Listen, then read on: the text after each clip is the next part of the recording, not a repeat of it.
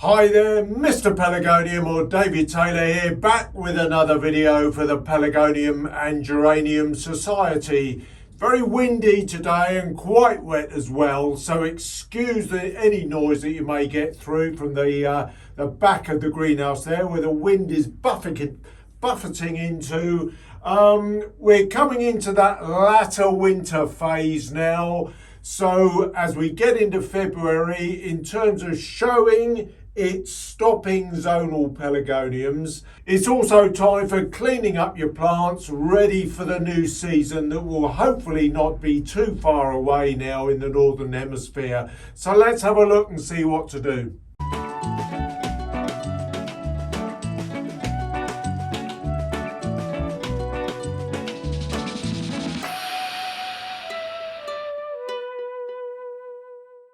Well, hello there and welcome back to the channel.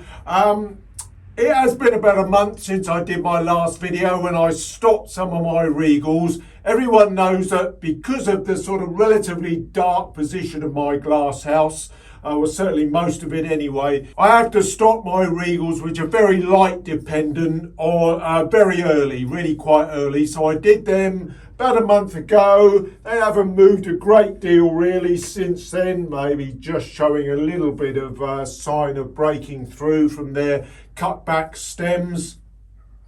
The main difference though is that I am starting to get a bit of extra light on this greenhouse. When the sun's out now in the morning, I am getting a lot more light, certainly in this section of the glass house. And in the afternoon, the light and the sun is really beginning to penetrate the back end of the glass house as well. So we're well over now, a month past the shortest day. So we're really beginning, the days are beginning to expand out and the sun is getting a bit higher. So that's making quite a bit of difference now to the amount of light that's hitting my glass house. And one or two plants are just beginning to show signs of moving again. Particularly, say, some of my young regals, my seedling regals, for instance, of which I've got many of.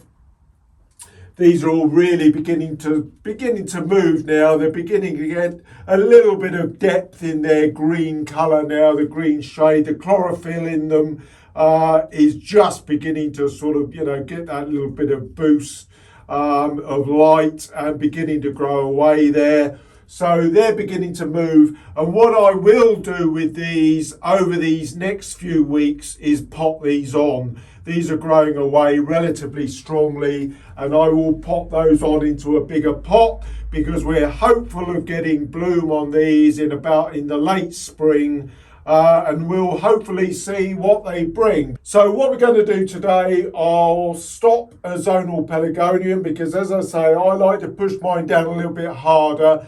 I'm filming this on Monday the 31st, the last day of January. February is always the time for zonal stopping for shows in June. I know there are not a great deal of specific pelargonium shows around the country these days anyway. But our national is being held on the 18th of June and we've just passed the 20-week mark, just past Saturday, filming this on the Monday. So it's just under 20 weeks and that's good for me because I like to push mine down a little bit harder. 18 weeks is generally fine for double zonals. This is doubles I'm talking about. Any single zonals, such as this one here, this is a single zonal, this is Jean Swansborough, one of my own, they can wait to around 16 weeks because they do throw flower earlier than doubles. So singles, I'll put a little chart up actually so you can see the general list of stopping times for the majority of the plants. So I'll slip that in there now. But I do my plants generally a bit earlier because I push down a bit harder. And that's the difference. If you're just doing little teeny tip stops, then you certainly want to use the guide. So 18 weeks generally for double flowering pelargoniums and 16 weeks for single flowering pelargoniums. With the exception of regals, They generally 18 weeks is good for all for the bulk of Regals. I'll also tidy up a large plant. I've got one or two large plants which have generally kept growing very well. I mean, this one here, I think you can see this in the video. This is copthorn, grown through very strongly during the winter. Looks fit and healthy, but one or two are looking a little bit shabby now. A few dry and dying leaves. Just need a bit of a trim back. So we'll perhaps have a look at that as well. Something that you can do throughout February. So we'll do that as well, and then a little summary, a little look around my glass house, which I haven't done for a few months, to be quite honest. Right, so what I'm going to do now, we'll home in on this. This is one of my own plants, Gosbrook Susanna, named after the wife as it goes, because she particularly liked this one when I bred it. But it's a good, lovely, good red. As I say, this is going to be a relatively deepish stop. Some of them will just be tips, like you would do a tip stop, but some of them will be a little bit deeper. And obviously, again, very much like the Regals, it will be balancing off to make a sort of nice, even ball shape of the stems that are left to grow on and produce a pretty decent plant come the shows in June. So let's just home in on this now and see how I do it. Right, so the first thing is, of course, this plant is quite dry. There are going to be quite a few, it's quite a bit of cleaning up to do on this plant as well. I'm just wiping my knife in some J's fluid cloth, and I'm just going to make a start.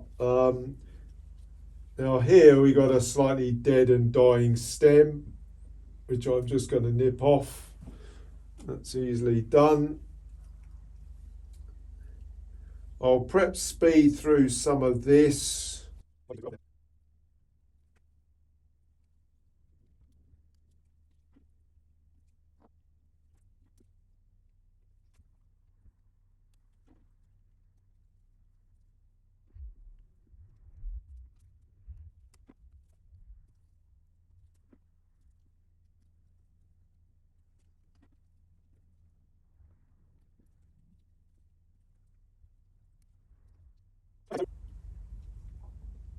Okay, so there we are with regard to the stem cutting. Now, the one thing, I'm just looking down now from the top, looking down, and I'm sort of having a look. The bulk of the stems have been cut within the rim of the pot. So I've got a couple of stems that are just overshot. So I'm just going to cut them down a bit more.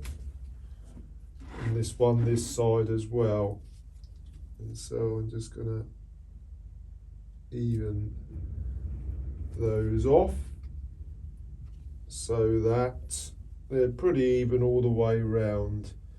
So we get rid of that. So some of these stems have been cut down really hard. Others have just been nicked, and I'm just going to nick this one. This is like a tip stop. Normally you would do that 18 weeks. Again, we're removing some of these leaves just to get light, plenty of light. The key thing now is getting light into the plant. That's the important thing now. Getting light down into these stems to make them break.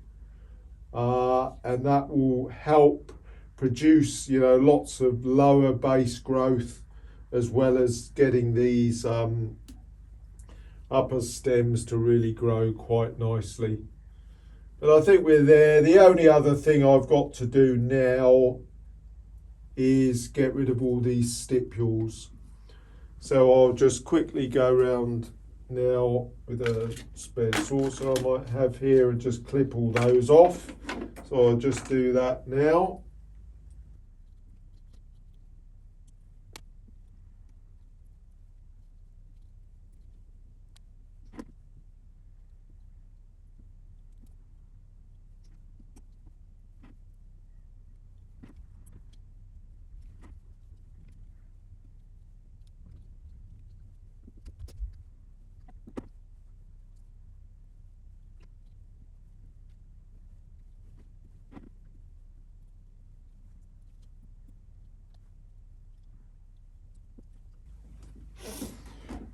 Right, okay, I think I'm just about there. I'll be just taking these off probably for the next week or two. I mean, there's a good wedge of stipules in there. Um, you'll be seeing them all the time now as I go around my plants. But that's the bulk of them anyway. There we are. That's more or less done. There's not a great deal more to do now with that. Um, it's just a question now of, it's meant to be drying up this afternoon, so I'll just open up the glass house, let those seal off. The plant is quite dry underneath. And that's it. That's done. And it's just a question of feeding it at full strength feed, more and more, of course, as the days begin to lighten and warm up. This plant will get more and more feed as the watering increases with the warmer days. Hopefully they'll come sooner or later. And that's it really. But this would normally be done on a double 18 weeks for a double flowering variety like this. Right, now another job that we obviously need to do at the end of a winter is tidy up any sort of big plants that you may have sort of brought through. They're just got a bit shabby over the winter. This is a Lady Plymouth. It's just got a bit shabby. I've kept it pretty much on the dry side. Got one or two dead and dying stems that just need clipping out. And so I'm going to do that now. It's just really a bit of a tidy up. And then I will begin, once the light levels really begin to increase, I will give this a sort of a good watering. And it'll really get it moving again. But it's okay. I mean, I just can't help but start getting in there, really. But realistically, it's just a question of giving it a good tidy up, clipping back any dead or dying branches, which I've got a few. Just nick that out. And we'll just close in a bit and have a look at what I'm doing with this. Now this is something that's, it's not monumentally groundbreaking. It's obviously you're just getting rid of maybe any really bizarrely wayward growth, bits of dead and dying branch. It's pretty common sense stuff. It's clearly very much alive because obviously my glass house is frost free. But some of the bigger plants I have been, well, not ignoring, that's not the right word. I have given them a little bit of a drink now and again, but they don't get perhaps as much attention as some of my exhibition plants, which I obviously concentrate on mostly during the winter.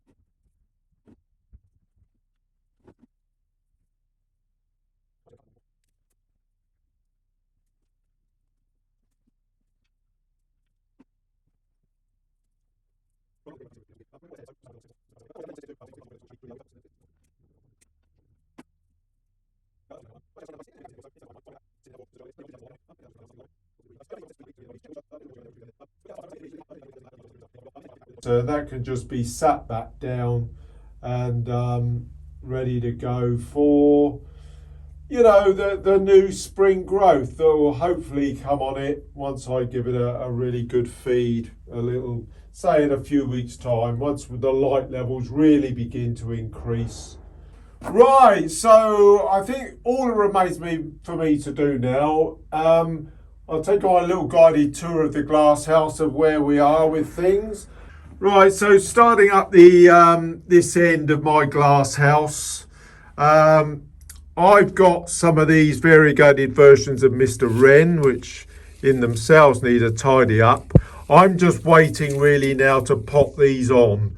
And these will be done. We're into February now, the light levels are increasing, and they will be potted on. There is a stopped Regal, that's Martin Pope, and I did that one quite late. I only did that a week ago. It needs a water actually, he's getting a little bit limp now, but needs a water. But the reason I'm not going to water, I'm actually going to pot that into a 6-inch pot, which is going to be really late, so it'll be interesting to see how that grows on, because normally I've done them all. I did all my potting on back in the autumn. More young Regals here. Some of these are a little bit limp, is because I let them get quite dry, primarily because I want to pot them on. I always like to pot on when the plants are dry. Now I've got all of my zonals generally up this end here, will be stopped over the next few weeks. I did one yesterday. Now this is actually Stat Burn, which is I'm growing as Floribundas. It's a single variety, so technically shouldn't be done until 16 weeks. But because I'm cutting these back really quite hard, I've done these very early. We'll just have to see how they develop. Now, one of the problems with things like Stat Burn and Burns Country, there's a Burns Country, is that because they've got a bit of miniature in them, they do grow very slow during the winter, and consequently they're going to be slow to get away as well. So I am cutting these back now really at sort of 20 weeks, despite the fact that they're only single, although Burns Country is actually a double. I will do those early now, just so that they get away. Some of my Regals, which we did earlier, they're all, they're beginning to grow a bit, they're showing a bit of sign of life. But here's all my zonals. These are all exhibition plants all over here now. Exhibition plants are all going to be done in the next week or two. They'll all be stopped down. Now over the back is Standard City. There's a few youngsters there, but if you can hear a lot of noise in the background, excuse that. As I say, we're in a new build area and they are actually starting to relay the road now. So excuse that. But right, over the back here is Standard City. Now, these have been kept very, very dry during the winter, probably too dry to be quite honest. There's a few leaves dying back slightly.